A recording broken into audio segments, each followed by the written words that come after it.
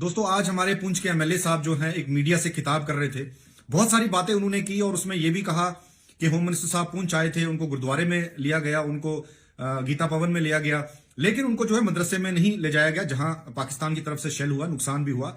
देखिए, एमएलए साहब ये बातें क्यों आज कर रहे हैं मुझे समझ में नहीं आया, क्योंकि एमएलए साहब को चाहिए था कि एमएलए साहब उस फंक्शन में रहते, होम मिनिस्टर से मिलते, और ये एमएलए साहब का प्रोएगेटिव था क्योंकि एमएलए साहब आज की डेट में हमारे पुंछ हवेली के एमएलए हैं, होम मिनिस्टर हमारे पुंछ में आए थे, तो एमएलए साहब को एडमिनिस्ट्रेशन को या होम मिनिस्ट्री से बात करके उनको मदरसे में ले जाना चाहिए था। चले अगर होम मिनिस्टर साहब मदरसे में नहीं भी गए, लेकिन एमएलए साहब जो हिंदू मुसलमान सिख की बात कर रहे हैं, मुझे बड़ी हैरानी हुई। और जब मैं थोड़ा माजी में गया, जब एमएलए साहब का अपना इलेक्शन था, तो आप सब ने देखा होगा कि एमएलए साहब खुलेआम तकरीर कर रहे थे कि मुसलमानों के खिलाफ जुल्म हो रहा है, मुसलमानों को ये कर रहे हैं, मुसलमानों को वो कर रहे हैं, तो हम आएंगे तो मुसलमानों का तहफुज करेंगे, हम आएंगे तो मुसलमानों को बचाएंगे।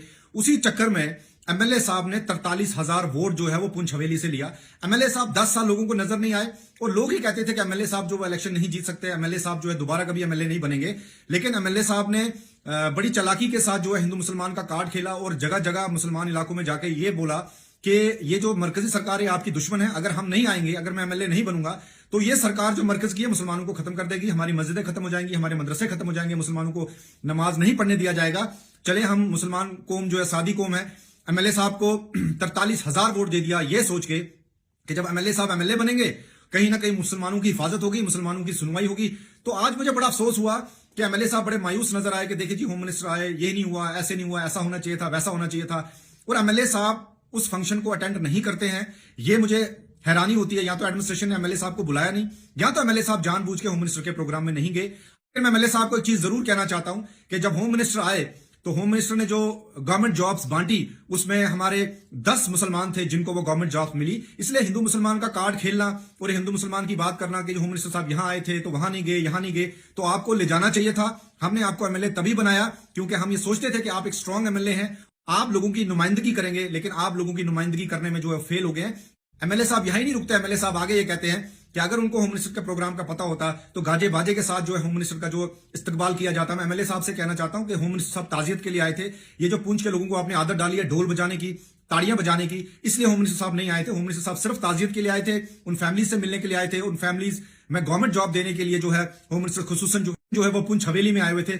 एमएलए साहब कहते हैं कि होम मिनिस्टर साहब ने हमें एसटी दिया, उसका हम शुक्रिया अदा करते, लेकिन जब वो एसटी की मुहिम चली तब एमएलए साहब की तरफ से एक भी बयान नहीं आया कि जो ये पहाड़ी तबका है इसको एसटी मिलना चाहिए। ना एमएलए साहब कभी मरकजी सरकार के पास गए, ना एमएलए साहब कभी उस मीटिंग में बैठे जहां शेड्यूल ट्राइब की बात चलती थी पहाड़ियों के लिए। चले, आप पहाड़ियों को शेड्यूल ट्राइब मिल गया है, उसका हम मरकजी सरकार का, होम मिनिस्टर साहब का शुक्रिया अदा करते हैं। ये वही होम मिनिस्टर है जहां पुंछ की आबादी जो 5 लाख है, जिसमें कम से कम जो है 4 लाख से ऊपर आबादी मुसलमानों की है, उनको जो शेड्यूल ट्राइब मिला। अब ये हिंदू मुसलमान की पॉलिटिक्स करना एमएलए साहब को शोभा नहीं देता। और एमएलए साहब से कहना चाहता हूं, आपको हिंदू ने भी वोट दिया है, सिख ने भी वोट दिया है, मुसलमानों ने भी वोट दिया है। अब राजनीति हिंदू मुसलमानों पे नहीं करनी चाहिए, डेवलपमेंट की राजनीति करनी चाहिए। और एमएलए साहब कहते हैं कि जावेद राणा साहब जो एमएलए हैं मेंढर के और मिनिस्टर भी आज की यूटी गवर्नमेंट में, उन्होंने भी होम मिनिस्टर के कहीं हमारी वो नुमाइंदगी नहीं की जो करनी चाहिए थी।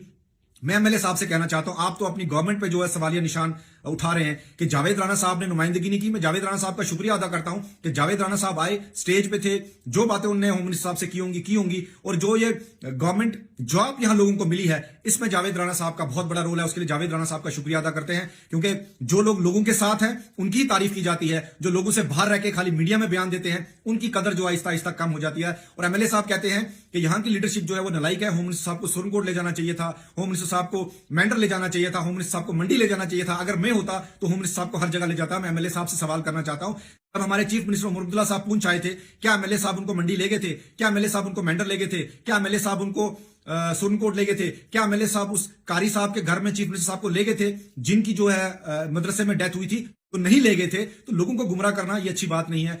और एमएलए साहब पुंछ के बहुत टूर लगा रहे हैं, कभी वो राशन की दुकान पे राशन तोलने चले जाते हैं। और जब से वो एमएलए बने हैं, डिस्ट्रिक्ट पुंछ हॉस्पिटल में कम से कम उन्होंने 20 चक्कर लगाए हैं। जरा आवाम इसका फैसला करे, क्या एमएलए साहब के 20 चक्कर लगाने से जो डिस्ट्रिक्ट हॉस्पिटल की हालत जो है सुधर गई है? आज वो कहते हैं जी बंकर्स होने चाहिए, सब कहते हैं बंकर्स होने चाहिए, लेकिन मैं एमएलए साहब से कहना चाहता हूं, आपको 43,000 वोट मिला है, आप अपने आप को कमजोर मत समझे। आप तो आज मुझे बेबस नजर आए। कभी आप एडमिनिस्ट्रेशन के खिलाफ बोलते हैं, कभी आप अपने मिनिस्टर जावेद राणा साहब के खिलाफ बोलते हैं, कभी आप यहां की लीडरशिप के खिलाफ बोलते हैं, कभी आप होम मिनिस्टर के खिलाफ बोलते हैं। तो आप ये सोचें कहीं ना कहीं आप कितने बेबस नजर आ रहे हैं। तो ये बेबसी का आलम क्यों है मुझे समझ में नहीं आया।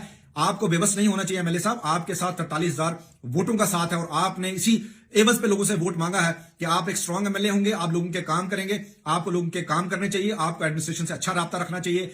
मैं ये कुछ आपके खिलाफ नहीं बोल रहा हूं, आप मेरे बड़े भाई, मैं आपकी बहुत इज्जत करता हूं, लेकिन जिस शौक से लोगों ने आपको वोट दिया, 43,000 वोट को छोटा वोट नहीं होता। 50% वोट जो है आपने पुंछ हवेली से लिया है।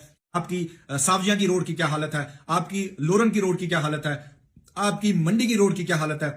जब चीफ मिनिस्टर आए थे तब आपको उनको सावजिया भी ले जाना चाहिए था, मंडी ले जाना चाहिए था, लोरन ले जाना चाहिए था। आपसे यही गुजारिश है, ग्राउंड पे काम करने की जरूरत है। भाषण देना बहुत आसान है, भाषण हर इंसान दे सकता है। जो लोग भाषण दे सकते थे, लोगों ने उनको वोट नहीं दिया, लोगों ने उनको घरों में बिठाया। आपको एमएलए इसलिए बनाया कि आप लोगों के काम करेंगे। अगर आप भाषण ही देते रह जाएंगे 5 साल, तो जो 43,000 आपको वोट मिला है, वो वोटर्स कहीं ना कहीं मायूस हो रहे हैं और मायूस हो जाएंगे। 5 साल में आपने काम करने हैं, सेकंड टाइम एमएलए हैं। मेरी नजर में तो आप बहुत पावरफुल है, लेकिन आप अपने आप को कमजोर क्यों साबित कर रहे हैं, वो मुझे समझ में नहीं आया। लोगों के लिए काम करने की जरूरत है। उम्मीद करता हूं भाषण के अलावा जो है अब ग्राउंड पे भी काम किया जाएगा। प्रायोरिटी एमएलए साहब आपकी ये सड़कें होनी चाहिए, चाहे वो मंडी की हो, सावजिया तो आपका अपना घर है, फिर लोरन हो, पुंछ हो, बहुत काम अभी आपने करना है। अभी 1 साल हो गया, 4 साल आपके पास है, इसीलिए अपने मिनिस्टर से, अपने चीफ मिनिस्टर से एक अच्छा कोऑर्डिनेशन बनाए। अगर आप अपनी गवर्नमेंट के खिलाफ बोलेंगे, अपने मंत्री के खिलाफ बोलेंगे, मुझे नहीं लगता आपको ग्राउंड पे काम कर पाएंगे। ठीक है, आपकी तनख्वाह चलती रहेगी, आपकी सिक्योरिटी आपके साथ है, गवर्नमेंट की गाड़ी आपको मिल गई है, फिर उसके मजे 5 साल ले। जब 5 साल फिर से लोगों के बीच में जाएंगे तो हिंदू मुसलमान पे आगे जो है अब लोग किसी को भी वोट देने वाले नहीं है। लोग समझ गए, यहाँ जो भी आता है हिंदू मुसलमान पे वोट लेता है, और एक बात बनने के बाद जो है फिर हिंदू मुसलमान के चक्कर में 5 साल पूरे कर लेता है। लोग होशियार हो गए, लोग समझदार हो गए। आने वाले वक्त में लोग सोच समझ के वोट देंगे। अगर आपने फिर से एमएलए बनना है तो प्रैक्टिकली ग्राउंड पे काम करें, और मीडिया में खाली भाषणबाजी से जो है अब वो काम चलने वाला नहीं। बहुत बहुत शुक्रिया। अस्सलाम वालेकुम।